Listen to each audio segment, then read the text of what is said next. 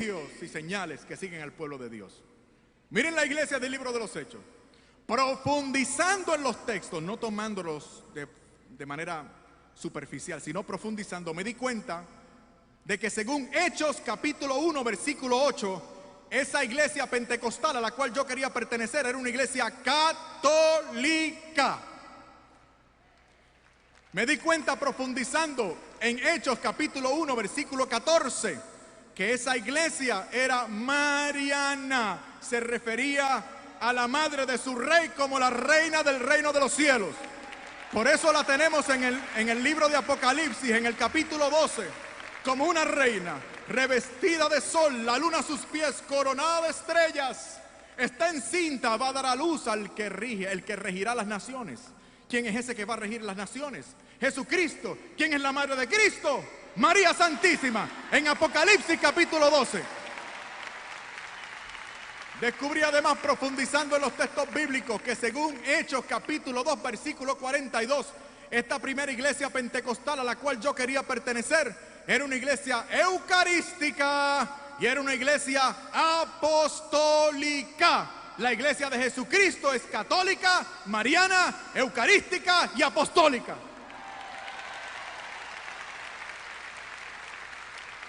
En el capítulo 15 de los Hechos de los Apóstoles, ¿cómo resuelven Bernabé y San Pablo aquel problema de Antioquía con los judaizantes? Descienden a Jerusalén y allá en Jerusalén celebran el primer gran concilio de la iglesia. Y dice en el capítulo 15, versículo 28, Santiago, quien era el obispo de Jerusalén: nos ha parecido bien al Espíritu Santo y a nosotros, porque esta iglesia apostólica habla con la autoridad de Cristo y el poder, la potencia del Espíritu Santo. Por eso lo que diga un sucesor de los apóstoles para mí es palabra de Dios.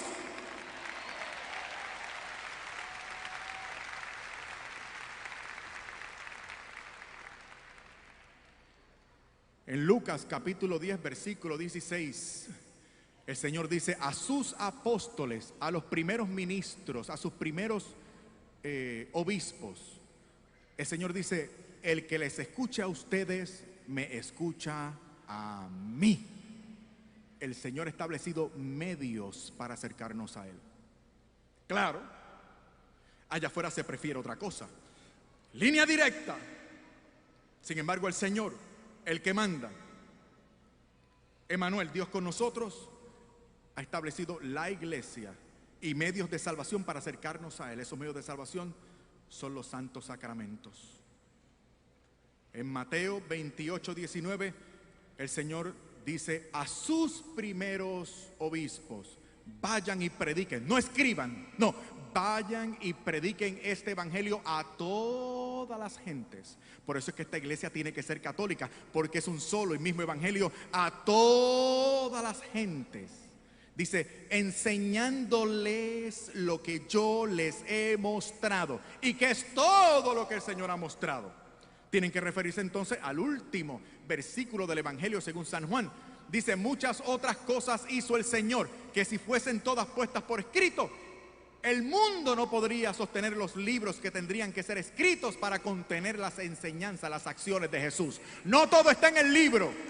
Hace falta referirse a la iglesia con la plenitud del Espíritu para escuchar, entender toda la revelación. No parte de la revelación, sino toda la revelación. Pero yo creía, se me había enseñado y también lo enseñaba, esta iglesia católica era una iglesia apóstata, porque esta iglesia católica, decía yo, se refería más que nada a la tradición de los hombres y no a la tradición de Dios. Para comenzar, la tradición está prohibida en la Biblia, decía Mateo capítulo 15, denunciaba las tradiciones de los hombres. Sin embargo, descubrí que lo que se habla en Mateo capítulo 15 es una tradición malsana que desvirtuaba el cuarto mandamiento. No obstante, el apóstol en segunda de Tesalonicenses capítulo 2 versículo 15 y primera de Tesalonicenses capítulo 2 versículo 13 alaba la tradición y dice: doy gracias a Dios y les alabo porque ustedes han permanecido fiel en la tradición que han recibido de nosotros, por carta u oralmente. la santa tradición.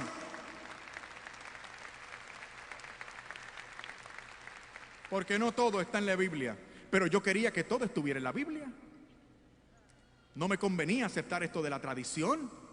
Era la Biblia, solo la Biblia, eso se me había enseñado, eso yo enseñaba a los seminaristas.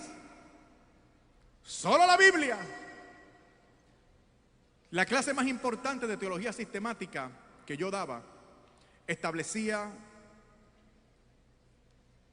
un parámetro para la teología protestante, y el parámetro era la Escritura, la Biblia, y solo la Biblia es norma de doctrina,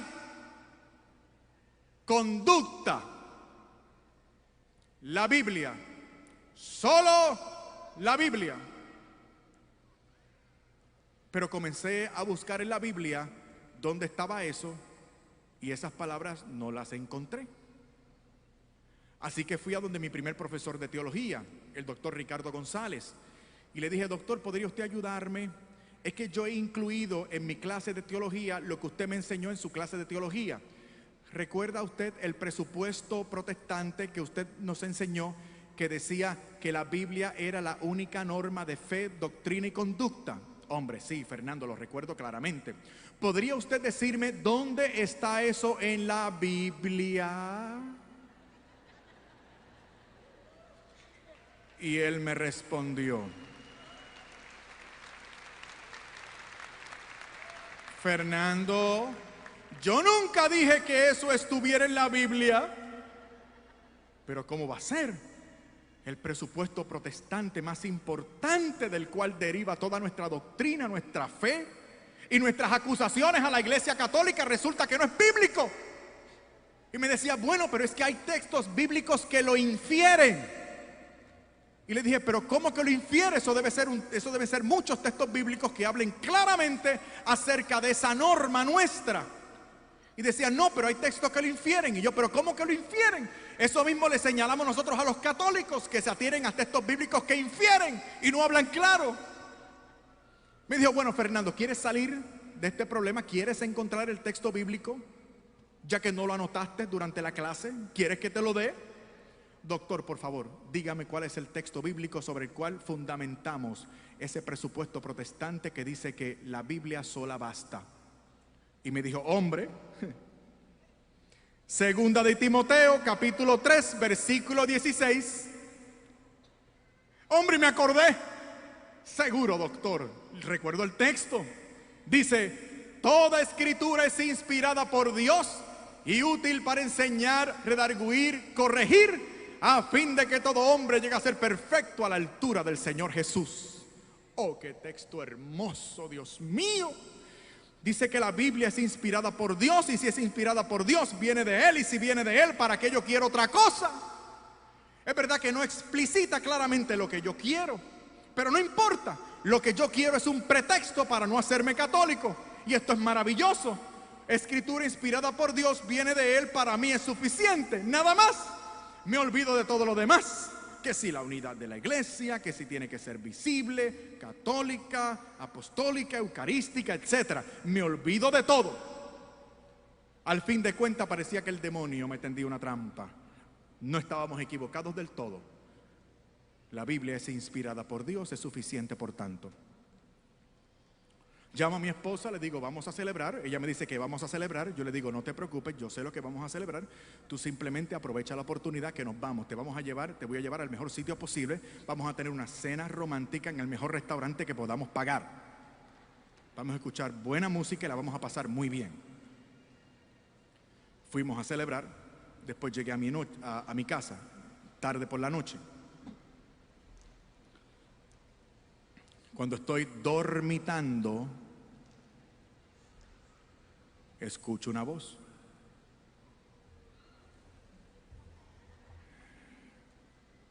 Yo no sé si alguno de ustedes ha tenido la oportunidad de escuchar la voz del Señor audiblemente.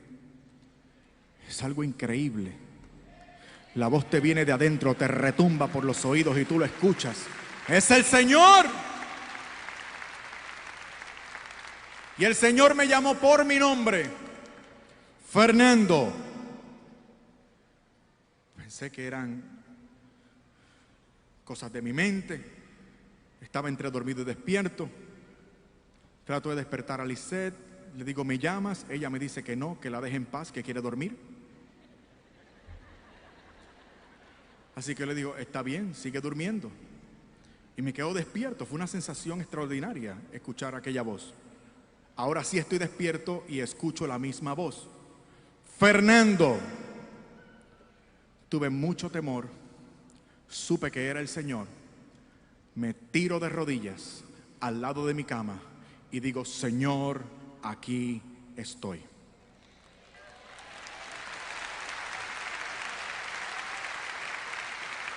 El Señor me llama la atención y me dice, ¿y dices tú ser teólogo? Yo estaba temeroso y por si acaso le dije, Señor, tú lo sabes. Y el Señor me recriminó audiblemente. Pues no seas irresponsable. Profundiza en el texto. Supe que el Señor me hablaba de 2 de Timoteo, capítulo 3, versículo 16. El texto bíblico que había esgrimido a mi favor para no hacerme católico. Aquel que decía que la Escritura era inspirada por Dios y yo había deducido que por lo tanto era suficiente. El Señor vuelve y me dice, profundiza en el texto.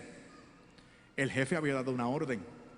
Al otro día, otra vez, al seminario, a la biblioteca, mucho estudio, mucha Biblia y mucha oración.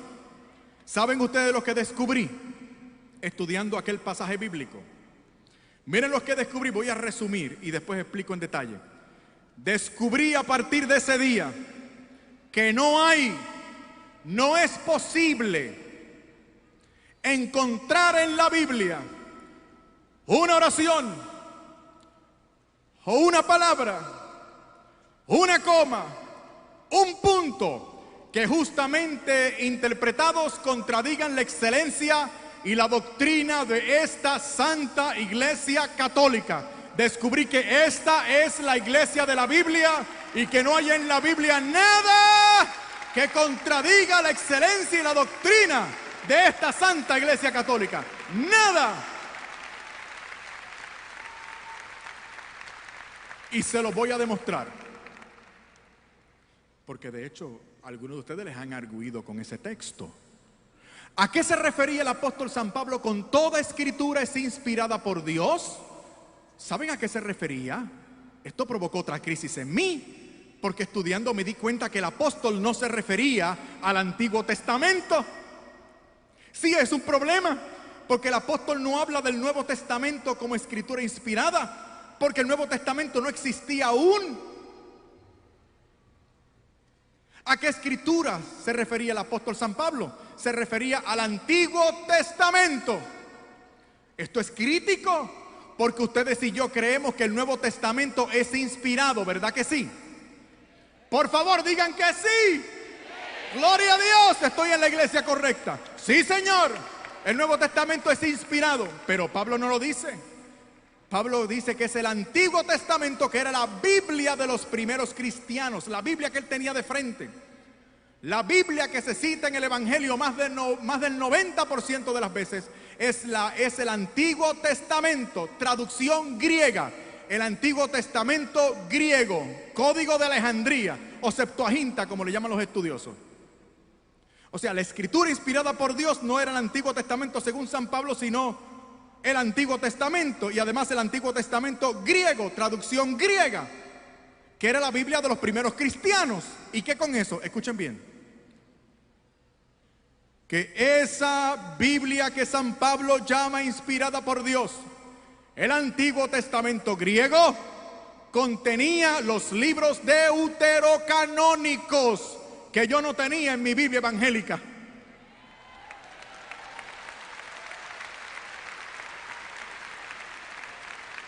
Ahora el texto que yo arguí a mi favor para no hacerme católico se vertía en mi contra para señalarme a la única iglesia que sí ha perseverado toda la vida en la enseñanza, en la instrucción de que esos 7 libros son divinamente inspirados. Y entonces viene la otra parte de la crisis. Me cuestionaba yo mismo: Señor, con razón yo no creo que pueda interceder por mis familiares difuntos después de muertos. Si lo hemos sacado de la Biblia, estaba en 2 de Macabeos capítulo 2 versículo 46. Con razón yo no creo que pueda gozar del favor de los santos y los ángeles del cielo a mi favor. Si lo hemos sacado de la Biblia, estaba en Tobías 12:12. Además de 2 de Macabeos capítulo 15, Jeremías capítulo 15 versículo 1, Apocalipsis capítulo 5 versículo 8 y capítulo 8 versículos 3 y 4. Señoras y señores, esta es la iglesia de la Biblia.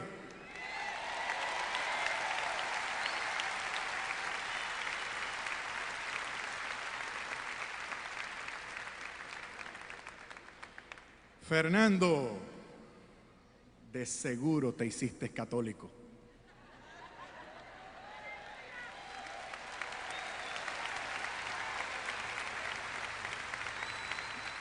Qué pena desilusionarles.